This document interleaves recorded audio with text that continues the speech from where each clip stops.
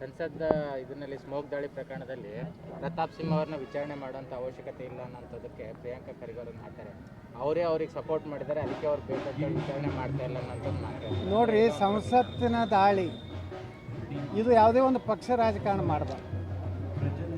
ನಾನು ಡಿಸೆಂಬರ್ 13ಕ್ಕೇನು ನಮ್ಮ ಮೇಲೇನೋ ಪಾಕಿಸ್ತಾನ ಭಯೋತ್ಪಾದಕರು ನಾನು ಒಳಗಿದ್ದೆ.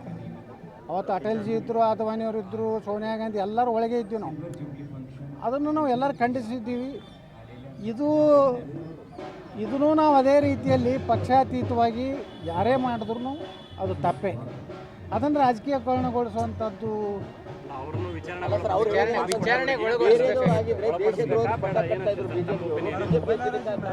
ಈಗ ನೋಡ್ರಿ, ನಾನು ಯಾರನ್ನೂ ಸಮರ್ಥನೆ ಮಾಡ್ಕೋದಿಲ್ಲ.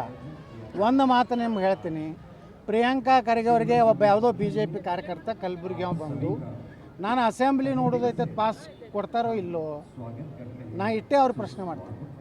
ಈಗ ನಾ MLA ಇದ್ದೀನಿ, ನಾ ಹಿಂದೆ MP ಇದ್ದೆ. ನಮ್ಮ ಲೋಕಸಭಾ ಕ್ಷೇತ್ರ ಕರ್ನಾಟಕದವ್ರು ಬರ್ತಿದ್ರು. ನಾ ಕೇಂದ್ರ ಮಂತ್ರಿ ಇದ್ದಾಗ ನನ್ನ ಮನೆಗೆ ಎಲ್ಲ ಡೆಲಿಗೇಷನ್ ಬರ್ತಿದ್ದು.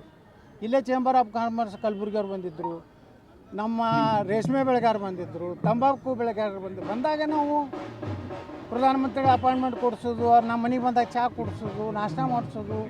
ಅವ್ರಿಗೆ ಎಲ್ಲ ನಾವು ಪಾರ್ಲಿಮೆಂಟ್ ನೋಡ್ತೀನಿ ಅಂದ್ರೆ ನಾವು ಪಾರ್ಲಿಮೆಂಟ್ ಪಾಸ್ ಕೊಟ್ಟಿವಿ. ಎಷ್ಟೋ ರೈತ ನಾಯಕರು ಬಂದಿದ್ದರು. ನಾನು ಆ JH ಪಟೇಲ್ರ ಮಗ ಒಬ್ಬ ರೈತವ್ರ ಒಂದು 150 ಮಂದಿನ ರೈತನ ಕರ್ಕೊಂಡ್ಬಂದು ದಿಲ್ಲಿಗೆ. ನಾ ರೈಲ್ವೆ ಮಂತ್ರಿ ಇದ್ದೆ. ರೈಲ್ವೆ ಮಂತ್ರಿ ಇದ್ದಾಗ ನಮಗೆ ಒಂದು ಕೂಪನ್ ಕೊಡ್ಲಾಕಿತ್ತು. ನಾನು 400-500 ಮಂದಿಗೂ ರೈಲ್ವೆ ಮಿನಿಸ್ಟ್ರದೊಂದು ಫ್ರೀ. ಅವರಿಗೆ ನಾನು ದಿಲ್ಲಿದಿಂದ ಶಿವಮೊಗ್ಗಕ್ಕೆ ಬರ್ಲಿಕ್ಕೆ 150 ಮಂದಿಗೆ ಅವ್ರು ನಮ್ಮ BJP ಅವ್ರು ಇದ್ದಿದ್ದಿಲ್ಲ, ಅವರು ರೈತ ಸಂಘದವ್ರು ಇದ್ದರು. ಅದಕ್ಕೆ ರಾಜಕೀಯವಾಗಿ ಯಾರೇ ಆಗಲಿ ವಿಧಾನಸಭೆಯಲ್ಲಿ ಲೋಕಸಭೆಯಲ್ಲಿ ಹೋಗಲಿಕ್ಕೆ ಪಾಸನ್ನು ಎಲ್ಲರೂ ಕೊಡಬೇಕಾಗ್ತದೆ. ಆ ಧರ್ಮವನ್ನು ಮಾಡ್ಯಾರ ಪ್ರತಾಪ್ ಸಿಂಹ.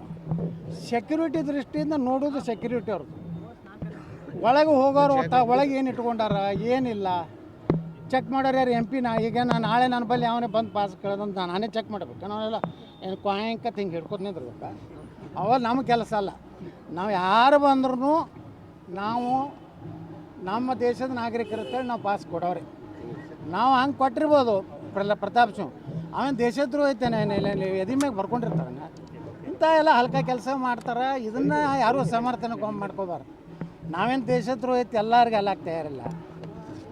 ಹೇಳ್ತಾರೆ ರಾಹುಲ್ ಗಾಂಧಿ ಅಂತ ದೇಶದ್ರೋಹ ಹೇಳಿಕೆ ಕೊಟ್ಟು ನಿರುದ್ಯೋಗ ಇದರಿಂದ ಅವರು ಹಿಂಗೆ ಮಾಡಿದ್ರತ್ತ ಅಂದ್ರೆ ಏನಿದ್ರೆ ಅರ್ಥ ಏನು ಹೇಳಿ ಕಾಮನ್ ಸೆನ್ಸ್ ಇರಬೇಕಲ್ಲ. ಇಂಥದ್ದು ಸಪೋರ್ಟ್ ಮಾಡಿದ್ರೆ ಇಂಥ ಭಯೋತ್ಪಾದಕರು ಹೆಚ್ಚಾಗಿದ್ದೆ. ಹಿಂಗೆ ಕಾಶ್ಮೀರ್ನಾಗ ಇವತ್ತು ಯಾಕೆ ಶಾಂತಿ ಐತಿ, ಯಾಕೆ ಕಲ್ಲು ಬೀಳಲಾಗ್ಯಾವು? ಇವರು ಕಾಂಗ್ರೆಸ್ನವ್ರು ಇದ್ದಾಗ ಗಟ್ಟಿ ಕಲ್ಲು ಬೀಳ್ತಿದ್ದು, ಈಗ ಯಾಕೆ ಕಲ್ಲು ಬೀಳಲಾಗ್ಯಾವು? ಎಲ್ಲಿ ಹೋದ್ರು ಭಯೋತ್ಪಾದಕರು? ಇವ್ರ ಬೆಂಬಲ ಇತ್ತು. ಈಗ ನಮ್ಮ ಪ್ರಧಾನಮಂತ್ರಿಗಳು ಬಂದ ಮ್ಯಾಗ ಸರ್ಜಿಕಲ್ ಸ್ಟ್ರೈಕು ಇವೆಲ್ಲ ಇದು 370 ವಿಧಿ ತೆಗೆದ ಮ್ಯಾಗ ಕಾಶ್ಮೀರದವ್ರು ಹೇಳಕತ್ತಾರೆ ರೀ, ಮೋದಿಯವ್ರು ಬಂದ ಮ್ಯಾಗ ಇಷ್ಟೆಲ್ಲ ಅಭಿವೃದ್ಧಿ ಆಗ್ಲಕ್ಕ ಡೆವಲಪ್ಮೆಂಟ್. ಮತ್ತು ನೀವು ಅದನ್ನು ನೋಡ್ಲಾರ್ದೇ ಬರೀ ಚಿಲ್ಲರ್ ರಾಜಕಾರಣ. ಮುಂಜಾನೆ ಎದ್ದ ಕೂಡಲೇ ಒಂದು ನೀವು ಹಂಗೆ ಮಾಡ್ತೀರಿ. ಹೋಗೋಣ ಪ್ರಿಯಾಂಕಾ ಖರ್ಗೆ ಅವ್ರಿಗೆ ಹಿಡಿತೀರ, ಅಲ್ಲಿಂದ ಯತ್ನಾಳಕ್ಕೆ ಬಿಜಾಪುರನಾಗ ಹಿಡಿತೀರ, ಅಲ್ಲಿಂದ ಹೋಗಿ ಅಲ್ಲೇ ಪ್ರತಾಪ್ ಸಿಂಗ್ ಹಿಡಿತೀರಿ, ಅಲ್ಲೇ ಹೊನ್ನಾಳಿ ದಾವಣಗೆರೆ ಅವನು ಹಿಡಿತೀರಿ. ನಾನು ಅವ್ರಿಗೆ ಟಕ್ಕರ ಇವ್ರಿಗೆ ಟಕ್ಕರ. ಒಳಗೊಮ್ಮೆ ರಾಯರೆಡ್ಡಿ ತೊಗೋತೀರಿ, ಒಮ್ಮೆ ಆಳಂದ ಪಾಟೀಲ್ ತೊಗೋತೀರಿ, ಇಟ್ಟು ಹೊಡ್ಕೋತೀವಿ. ಅವ್ರಿಗೇನು ರಾಷ್ಟ್ರೀಯ ಅಧ್ಯಕ್ಷ ಮಾಡ್ತೀವಿ. ರಾಜ್ಯ ಪದಾಧಿಕಾರಿಗಳ ಪಟ್ಟಿ ಅವ್ರು ನೋಡ್ರಿ ಇಡೀ ಪ್ರಾಣವನ್ನೇ ಆ ಕುಟುಂಬಕ್ಕೆ ಕೊಳ್ಳಕ್ಕೆ ತಯಾರಾಗ್ಯಾರ. ಅವ್ರಿಗೇನು ಅಧಿಕಾರ ಬೇಕಾಗಿಲ್ಲ.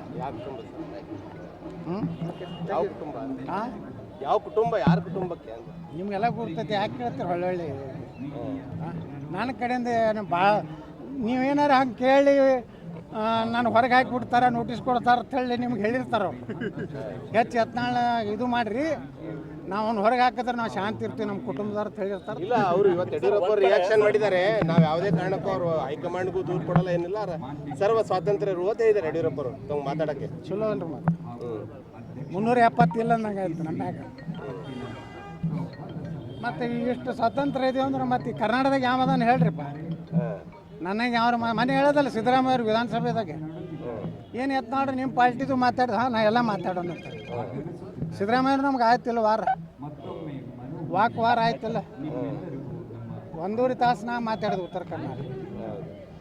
ಇಲ್ಲಿ ಕಲ್ಯಾಣ ಕರ್ನಾಟಕದ 26,000 ಜನ ಏನು ಪೋಸ್ಟ್ ಖಾಲಿ ಅದಾವ. ಪ್ರಿಯಾಂಕಾ ಖರ್ಗೆ ಅವರು ಅದ್ರ ಬಗ್ಗೆ ಮಾತಾಡಲಿ. ಆ 26,000 ಜನರು ಏನು ನಿರುದ್ಯೋಗ ಯುವಕರಿಗೆ ತೊಗೊಂಡ್ರೆ ಅಷ್ಟು ಕುಟುಂಬಗಳು ಉದ್ಧಾರ ಆಗ್ತಾವೆ.